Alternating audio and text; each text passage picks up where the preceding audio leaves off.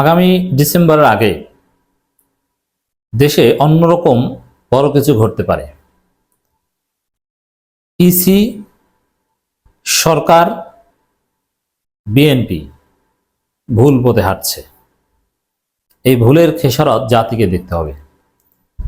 এমনকি সেনাবাহিনীও, কারোর মধ্যে কোনো সমন্বয় নেই, এক একজনে এক এক কথা বলছে। এই ধরনের সমন্বয়হীনতা এটা দেশকে একটা অনিবার্য পরিণতির দিকে নিয়ে যেতে পারে।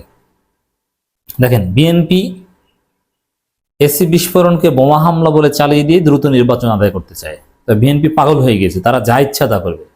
তো 64 জেলায় বোমা হামলা না, ওরকম আরো ঘটনা তারা ঘটাতে পারবে, কারণ নির্বাচন চাই। এই জন্য ডক্টর ইউনূসকে ব্যর্থ প্রমাণ করার জন্য যা করা দরকার, এসি বিস্ফোরণ আর যা হোক করতে হবে, কোনো উপায় নেই। এক, এরপরে দর্শক দেখেন, বিএনপি ডিসেম্বরের মধ্যে নির্বাচন চায়, কিন্তু স্থানীয় সরকার নির্বাচন, ছাত্র সংসদ নির্বাচন এগুলো আবার হতে দিবে না। চায় না সেটা না, এগুলো ঠেকাবে। ডক্টর ইউনূস সরকার স্থানীয় সরকার নির্বাচন আগে চায়, ছাত্র সংসদ নির্বাচন আগে চায়। এটা সমস্যা না যে বিএনপি এক কথা বলছে, সরকার আর এক কথা বলছে, এটা বলতে পারে, হতে পারে। কিন্তু নির্বাচন কমিশন তো সরকারের অধীনে। নির্বাচন কমিশন বা এই সংক্রান্ত নির্দিষ্ট কোনো আইন এখনো হয়নি, কোনো সংস্কার এখনো হয়নি। এক্সিস্টিং সিস্টেম যদি ধরে নিই তাহলে সরকারের অধীনে। নির্বাচনকালীন সময়ে কিছু এক্সেপশন থাকে, সরকার নির্বাচন কমিশনের বিশেষ কিছু পাওয়ার থাকে, আইন শৃঙ্খলা পরিস্থিতি বা আইন শৃঙ্খলা রক্ষাকারী বাহিনী তাদের নিয়ন্ত্রণে থাকে, এরকম কিছু বিষয় আছে। যদি এই সিস্টেমে এটা অনেক কিছু চেঞ্জ হবে, কিন্তু মোটের উপর ইলেকশন কমিশন এটা সাবঅর্ডিনেট টু সরকার। সেখানে সরকার বলবে এক কথা, আবার সংস্কার কমিশন একটা ইতিবাচক মানসিকতা নিয়ে গণতান্ত্রিক প্রক্রিয়ায় একটা সংস্কার করতে চাইছে, সেখানে নির্বাচন কমিশন বলবে আর এক সুরে কথা, আবার সেনাবাহিনী প্রধান দিবে ধমক, আবার বিএনপি এসি বিস্ফোরণকে বলবে বোমা হামলা।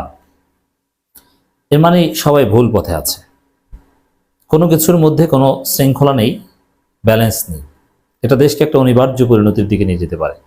দর্শক দেখেন, সংস্কার কমিশন বলেছে জুনের মধ্যে স্থানীয় সরকার নির্বাচন সম্ভব। প্রথমে নির্বাচন কমিশন বিএনপির সুরে সালাউদ্দিন আহমেদের সাথে গোপনে গোপনে কথা বলে তারপরে বলেছে জুনের মধ্যে স্থানীয় সরকার নির্বাচন সম্ভব নয়।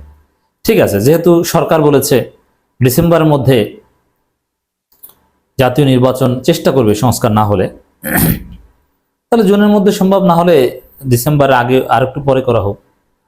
কিন্তু এখন নির্বাচন কমিশন বলছে ডিসেম্বরের মধ্যে স্থানীয় সরকার নির্বাচন করা সম্ভব নয়। দেখেন নির্বাচন কমিশনের বক্তব্যটা দেখেন, সরকার যাই বলুক কোনো কিছুই সম্ভব না, সম্ভব বিএনপি যেটা বলবে শুধু এইটা। বিএনপি বলছে ডিসেম্বরের মধ্যে নির্বাচন, শুধু সেইটা সম্ভব, সেই লক্ষ্যে কাজ করছি। ডিসেম্বরের আগে স্থানীয় সরকার নির্বাচনও সম্ভব না, কিছু সম্ভব না। তাহলে কোন পথে চলছে? উদ্ভট এক উটের পিঠে চলছে দেশ স্বদেশ। আমরা তো সেটাই দেখতে পাচ্ছি। এখন সরকারের দুর্বলতাটা কি, সরকার ভুলটা করছে কোন জায়গায়?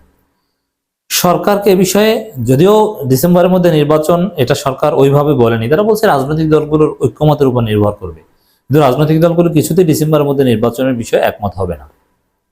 এর মানে যেহেতু বিএনপি জানে রাজনৈতিক দলগুলোর ঐক্যমতের ভিত্তিতে ডিসেম্বরের মধ্যে নির্বাচন হবে না, দ্যাট মিনস সরকার এটা করবে না, কারণ সরকার তো এই কন্ডিশন দিয়ে দিয়েছে, একমত হবে না মানে নির্বাচন ডিসেম্বরের মধ্যে হবে না।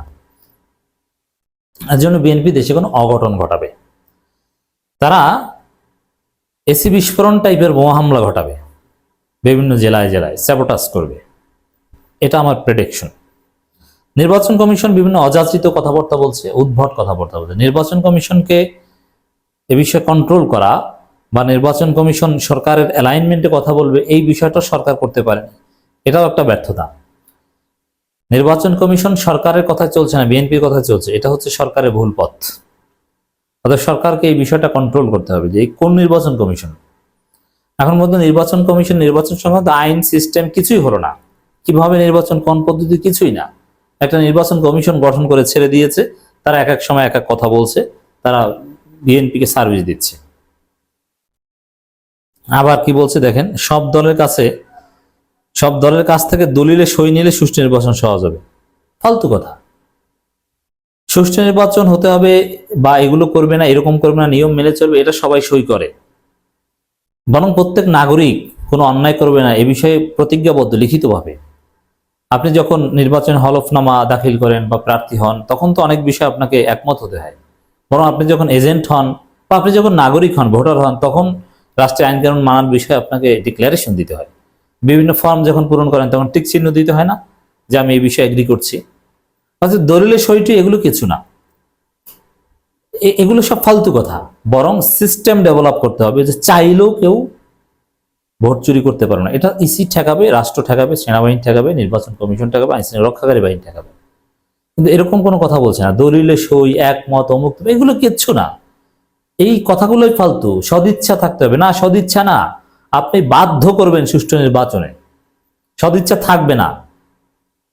কিন্তু চুরি করতে গেলে সে ধরা পড়বে, সে মার খাবে, তার প্রার্থিতা বাতিল হবে, এই ব্যবস্থা আপনাকে করতে হবে। কিন্তু এরকম কোনো কথাবার্তা নেই। আবার দেখেন যে কারচুপি করতে গেলে জনগণ প্রতিহত করবে, মানে কি জনগণকে মারামারি করবে, একথা নির্বাচন কমিশন বলেছে। মানে উদ্ভট কথাবার্তা সব বলছে।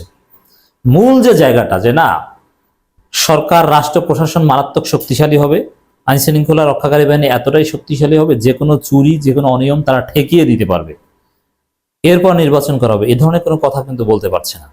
এ ধরনের কথাবার্তা কারো পক্ষ থেকেও নেই। এর মানে আমরা আরেকটা রক্তারক্তি, নির্বাচনের নামে শত শত প্রাণহানির একটা লক্ষণ আমরা দেখতে পাচ্ছি। এটা হয় না। উদ্ভট উটের পিঠে চলছে স্বদেশ। সবাই ভুলের মধ্যে। সরকারকে রুল করতে হবে, স্ট্রং হতে হবে। নির্বাচন কমিশন থেকে শুরু করে আইন শৃঙ্খলা পরিস্থিতির পূর্ণ নিয়ন্ত্রণ আনতে হবে। নির্বাচন কখন হবে এটা সরকার ঠিক করে দেবে, পরিবেশ পরিস্থিতি ঠিক করে। এত সবার কথায় চললে শাসক আপনি কেন হয়েছেন? গণতান্ত্রিক প্রক্রিয়ায় জনগণ আপনাকে ম্যান্ডেট দিয়েছে, অতএব ইউ নাও ডিসাইড।